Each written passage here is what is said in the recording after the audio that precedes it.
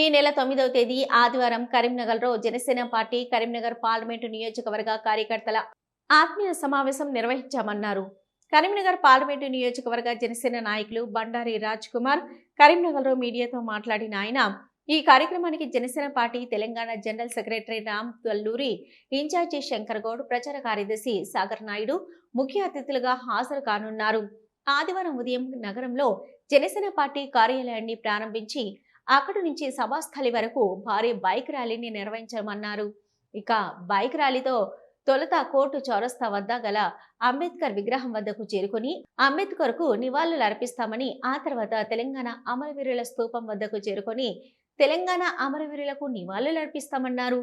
అక్కడి నుంచి సభాస్థలికి చేరుకుంటామన్నారు. అయితే తెలంగాణలో గ్రామ స్థాయి నుంచి జనసేనను బలోపేతం చేసి తెలంగాణలో జనసేన జెండాను ఎగరవేయడమే ధ్యేయంగా ముందుకు సాగుతామన్నారు. ఆదివారం నిర్వహించబోయే కార్యక్రమానికి జనసేన పార్టీ కార్యకర్తలు పెద్ద ఎత్తున తరలివచ్చి విజయవంతం చేయాలని పిలుపునిచ్చారు.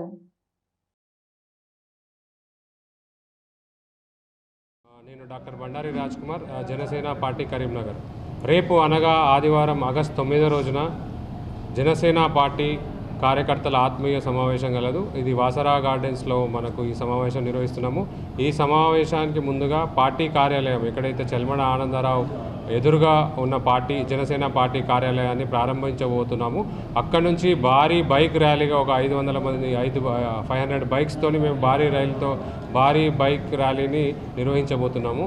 అక్కడి నుంచి మనము అంబేద్కర్ స్టాచ్యూ దగ్గర కోర్ట్ సర్కిల్ ఎక్కడైతే అంబేద్కర్ స్టాచ్యూ ఉందో అక్కడ నివాళులు అర్పించి అక్కడి నుంచి తెలంగాణ అమరవీరుల స్తూపం దగ్గర అమరవీరులకు కూడా వాళ్ళకు నివాళులు అర్పించి అక్కడి నుంచి మన సభా కార్యాలయానికి చేరబోతున్నాము.